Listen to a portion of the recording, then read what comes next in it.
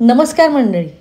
आपण काळे चणे म्हणजे हरभरे जे असतात, चणे असतात काळे, त्याची आपण अगदी सोपी आणि गावाकडच्या पद्धतीने भाजी करणार. चणा मसाला म्हटलं तरी चालेल, पण अगदी सोप्या पद्धतीने केलेला आहे. काही तामझाम करायची गरज नाही. झटपट होईल आणि गरमागरम फुलकेसुद्धा तुम्हाला त्यासोबत खाता येईल. तर अगदी सोपी रेसिपी आहे करायला आणि करून बघा. तुमच्याकडे काळे चणे असतील ना, तर भिजू घालायचे किंवा विकत आणायचे. तुम्ही भिजू घालून तुम्ही भाजी करू शकता. तुमच्याकडे भाजीपाला नसेल ना, तर ही भाजी टिफिनमध्ये द्यायलासुद्धा आणि मुलंसुद्धा आवडीने खातील अशा पद्धतीची झालेली आहे. तर त्यासाठी मी काय केलं आहे, कुकर घेतला आहे अगोदर. कुकरमध्ये काय करायचं आपल्याला, मोड आलेली चणे म्हणजे हरभऱ्याचे दाणे जे आहेत मी भिजू घातले होते सकाळी भिजू घातल्यानंतर रात्री स्वच्छ धुतले आणि चाळणीमध्ये वरतून पातेलं ठेवून मोड आणण्यासाठी ठेवून दिले. सकाळी त्याला छान मोड आलेत. मोड आल्यानंतर तेल घातल्यानंतर आपण तेलामध्ये फ्राय करून घ्यायचे आणि नंतर घालायचे त्यामध्ये मीठ घातलं की थोडेसे परत एकदा मिक्स करून घ्यायचे, म्हणजे चांगले भाजून घ्यायचे. त्याची कच्चेपणाची जी चव आहे ना, ती कमी झाली पाहिजे. त्यासाठी काय करायचं आहे, थोडंसं भाजून घ्यायचं म्हणजे छान लागतील हे. तर हे आपलं भाजून झाल्यानंतर चांगलं मी 1 ग्लास पाणी त्यामध्ये घातलं आहे.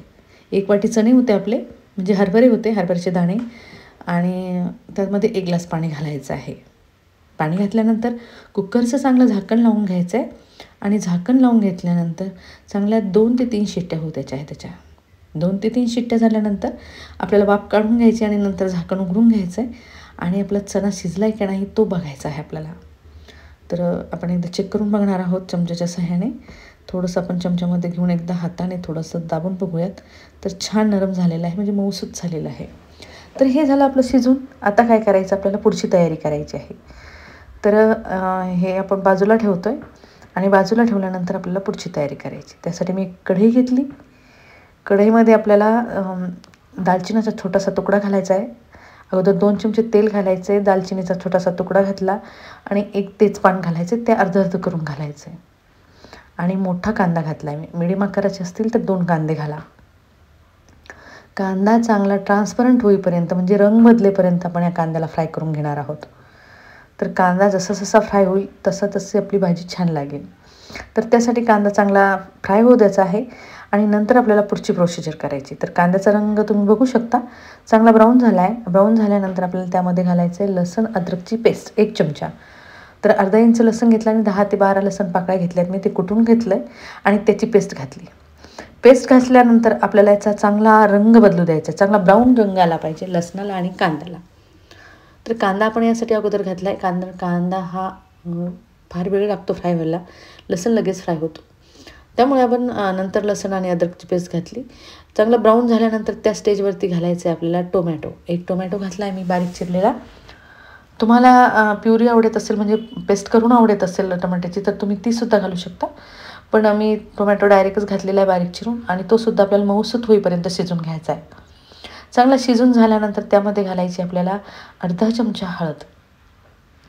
अर्धा चमचा हळद घातली की त्यामध्ये घालायचं आहे आपल्याला अर्धा चमचा जिरे पावडर घालायची आणि मार्केटमधला मसाला तुम्हाला जो आवडत असेल तो घालायचा आपल्याला 1 चमचा. 1 चमचा लाल मिर्च पावडर घालायची आणि घरगुती गरम मसाला घातला आहे मी 1 चमचा. तुमच्या आवडीनुसार मार्केटमधला मसाला घालायचा आणि घरगुती जो मसाला करेल असेल तुम्ही, जो तुम्हाला आवडत असेल तो घालायचा आपल्याला.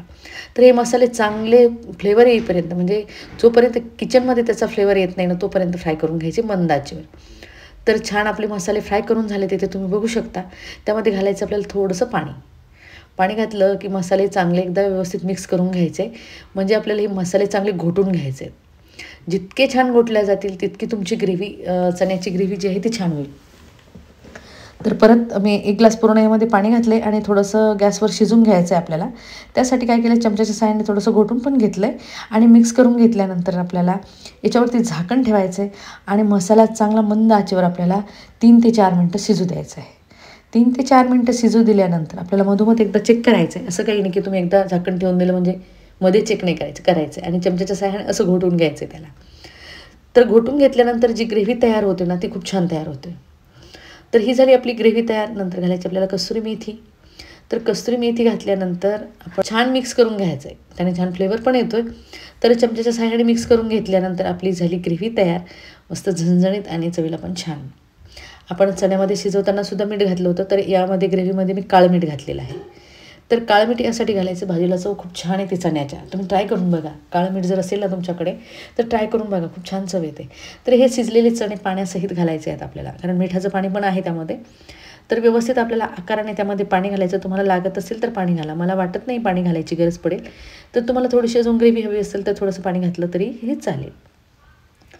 तर मस्त मंद आचेवर 2 ते 3 मिनटं शिजू द्यायचं. जास्त शिजू द्यायची गरज नाही, कारण चणेसुद्धा आपले चांगले शिजलेले आहे, ग्रेव्हीसुद्धा छान शिजलेली आहे. उकळी आली की मस्त खायला घ्यायचं आहे, कोथिंबीर घालायचं आहे आणि गरमागरम भाजी तुम्ही खायला घेऊ शकता. तर बघल्या क्षणीच, आणि करायला खूप सोपी आहे, असं काही नाही आहे खूप तामझाम लागतोय, खूप काही लागते तर खडे मसाले अजिबात नाही.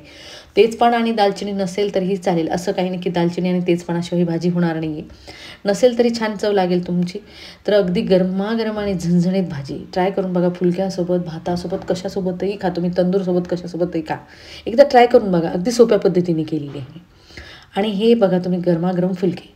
तुम्हाला जर माझी फुलक्याची रेसिपी हवी असेल तर मला कमेंटमध्ये नक्की सांगा, मी नक्कीच हा व्हिडिओ तुमच्यासाठी बनवेल आणि फुलक्याचा व्हिडिओ अपलोड करेल. तर अगदी गरमागरम फुलके खरंच खूप छान लागतात बिना तेलाचे. तर कांदा घेतलाय सोबतीला, लिंबू, टोमॅटो, तुम्हाला जे हवं असेल, लोणचं सगळं घ्या. पापड घेतलाय सोबतीला, मस्त चणा घेतलाय, गरमागरम फुलके घेतले. अगदी सोपी आणि झटपट होणारी रेसिपी आहे. तुम्हाला जरी माझी रेसिपी आवडली असेल आणि तुम्ही माझ्या चॅनलवर नवीन असाल तर माझ्या चॅनलला सबस्क्राईब, लाईक, शेअर, कमेंट करायला विसरू नका. तर चला भेटूया अशा सोप्या सोप्या भाज्यांसोबत आणि झटपट होणाऱ्या रेसिपीसोबत. तोपर्यंत बाय.